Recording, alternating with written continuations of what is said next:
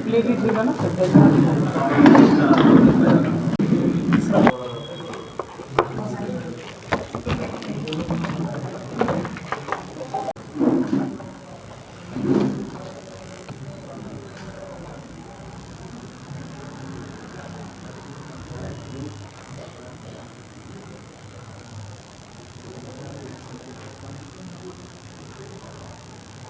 कांग्रेस की महासचिव अनीता सिन्हा जी, झारखंड प्रदेश महिला नगर जिला अध्यक्ष, ग्रामीण जिला अध्यक्ष मैरी तिर्की हैं, नीतिमा जी हैं, चाईबासा की जिला अध्यक्ष जी हैं, झारखंड प्रदेश महिला कांग्रेस की पदाधिकारी आती है। लेकिन अगर उस बहन के साथ हुआ है तो मैं ये नहीं कह सकती हूँ कि प्रशासन की लापरवाही से हुआ है, सरकार की लापरवाही से हुआ है। घटना तो हुई है और निंदनीय है और हम लोग उनके साथ खड़े हैं। बिल्कुल, जिसने घटना को अंजाम दिया है उसको सज़ा मिलनी चाहिए। घटना में अभी आपको बोली कि चाहे सरकार किसी की हो, राज्य कोई भी हो, लेकिन अगर मेरी बेटी बहनों के साथ घटना घटती है तो मैं उसकी निंदा करती हूँ। वो घटना घटी है, उसके साथ हम खड़े हैं। झारखंड प्रदेश महिला कांग्रेस की एक टीम वहाँ पे जा रही है और जाकर वस्तु स्थिति को जानने का काम करेगी, क्योंकि हम बेटियों की सुरक्षा पहले हमारे लिए प्राथमिकता है, उसके बाद हम सरकार और पार्टी की बात करते हैं। सुरक्षा की बात करें और आप देखें कि यहाँ पे पूरा भाजपा का इतिहास, इनके नेता, चाहे वो उन्नाव की बात करें, हाथरस की घटना की बात करें या बृजभूषण जी की बात करें, सभी जगह ये घटना को अंजाम देते हैं और अपने आप को सत्य हरिश्चंद्र बताते हैं। जब से केंद्र की सरकार आई है तब से हम कहीं भी सुरक्षित नहीं हैं। हर बार महिलाओं के साथ शोषण हो रहा है, बलात्कार जैसा जघन्य अपराध हो रहा है। आप मणिपुर पे भी बात करें, बनारस के BHU पे बात करें, किस तरह का ये देखें आपने कि वो साक्षात है और सबके सामने वो तस्वीर वायरल हो रही है। किस तरह से ये BHU का अपराधी मोदी जी के साथ और स्मृति ईरानी के साथ, जो अपने आप को बहुत बड़ी महिलाओं की हितैषी बताती हैं, उनके साथ देखिए कैसे नतमस्तक होकर हमारी बहनों के साथ जो बलात्कार करता है उसे भाजपा सिंहासन पे बैठाने का और उसे मान सम्मान और उसके बचाव का काम करती है।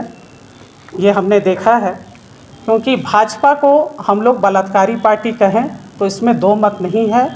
भाजपा बलात्कारी पार्टी बिल्कुल 110% साबित हो चुकी है और जब से ये केंद्र में आई है, हम अपने घर से भी निकलने में अब हमें सोचना पड़ता है कि अगर हम जा रहे हैं तो हम सुरक्षित अपने घर वापस लौटेंगे या नहीं। क्योंकि अगर मणिपुर में हमारे 2 फौजी भाई सरहद की रखवाली करते हैं और उनकी पत्नियों की रखवाली वहाँ का मुख्यमंत्री नहीं कर पाया और मोदी जी जो देश के प्रधानमंत्री हैं वो चुप्पी साधे बैठे हुए हैं, तो ये बहुत ही बड़ा दुर्भाग्य है इस देश का कि नारी जो आधी आबादी है वो कहीं भी सुरक्षित नहीं है। मैं आपको बता दूं कि मैंने बताया कि आपको हाथरस, उन्नाव और बृजभूषण जैसे मामले इस संकट की व्यापकता को उजागर करते आ रहे हैं। दलित महिला के साथ 2020 में हुए गैंग रेप और हत्या ने जातिगत हिंसा की क्रूरता और भाजपा सरकार समर्थित पुलिस की उदासीनता को उजागर किया। उन्नाव में एक भाजपा विधायक द्वारा नाबालिग के साथ दुष्कर्म और गवाहों को संदिग्ध मौतों से जुड़े मामलों में सत्ता के खिलाफ आवाज़ उठाने के भयानक परिणामों का सामना लाकर खड़ा किया। भारतीय कुश्ती संघ के अध्यक्ष बृजभूषण जी की बात आपसे छिपी नहीं है, जिसमें झारखंड प्रदेश महिला कांग्रेस भी शामिल हुई और उनके साथ खड़ा होकर आवाज़ को बुलंद करने का काम की, जिसे देश के प्रधानमंत्री शाबाशी दे रहे थे, ताल ठोक रहे थे कि आप देश की बेटी हैं और हमें गर्व है आप पे। उनके ही सांसद ब्रजभूषण जी ने किस तरह से उनके साथ शर्मनाक व्यवहार किया और वो मेडल का क्या दाम लगाते हैं, ये आपसे छिपा नहीं है। और भाजपा के इन नेताओं पे कोई कार्रवाई नहीं होती है। देश के प्रधानमंत्री चुप्पी साध कर बैठे हुए हैं। ऐसे अनेकों मामले हैं, चाहे वो झारखंड की बात करें या हम देश के किसी भी राज्य की बात करें। ये सिर्फ खबरें नहीं हैं, बल्कि बेशुमार अनसुनी घटनाओं, खामोश पीड़ा और लाखों लोगों के टूटे सपनों का प्रतिनिधित्व करती है। राष्ट्रीय अपराध रिकॉर्ड ब्यूरो की तस्वीर है। हर दिन कई बलात्कार होते हैं, घरेलू हिंसा की शिकायतें बढ़ी हैं, एसिड हमले और दहेज हत्याएं आज भी जारी हैं। ऐसा नहीं है कि दहेज प्रथा ख़त्म कर दी गई है इस देश से।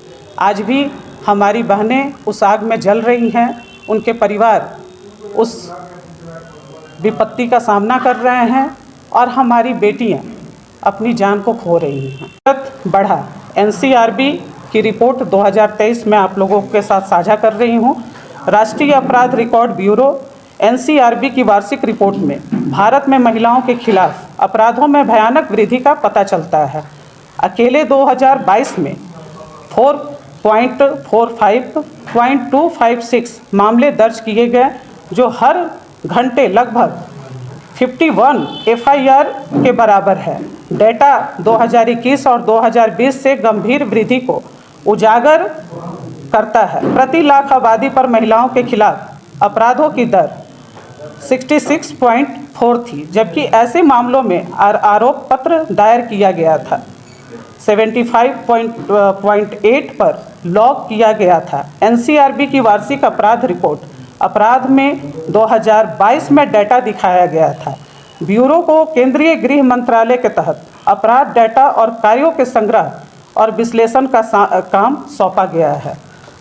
भारतीय दंड संहिता के तहत महिलाओं के खिलाफ अधिकांश अपराध पति या उसके रिश्तेदारों द्वारा क्रूरता 31.4% के थे। इसके बाद महिलाओं का अपहरण और अपहरण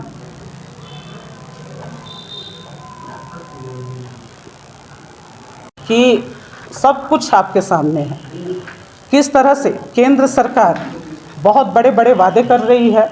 अभी इनका आदरणीय प्रधानमंत्री नरेंद्र मोदी जी का दौरा भी हुआ, लेकिन ये आधी आबादी की कहीं बात नहीं करते हैं।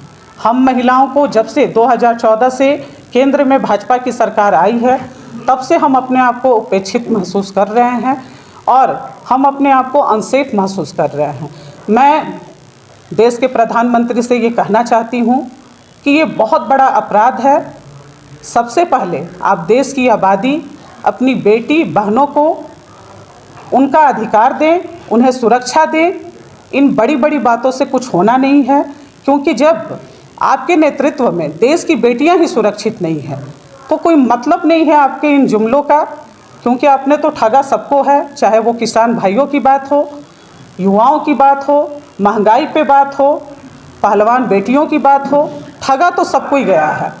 लेकिन देश की बेटियों के साथ ये खिलवाड़ बंद करें और झारखंड प्रदेश महिला कांग्रेस इसकी आवाज़ बुलंद करते रहेगी।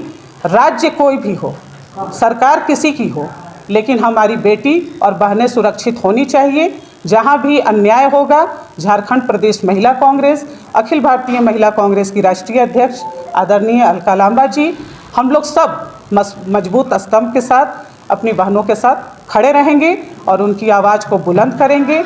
ये सारी मांगे हैं, ये केंद्र सरकार से मैं मांग करती हूँ कि मुजरिमों को छुपाने का काम बंद करें, उनको छत्र छाया देने का काम बंद करें, उन्हें अविलंब फांसी की सज़ा होनी चाहिए। जिस देश के कोने में हमारी बेटियों के साथ ये अपराध होगा। धन्यवाद।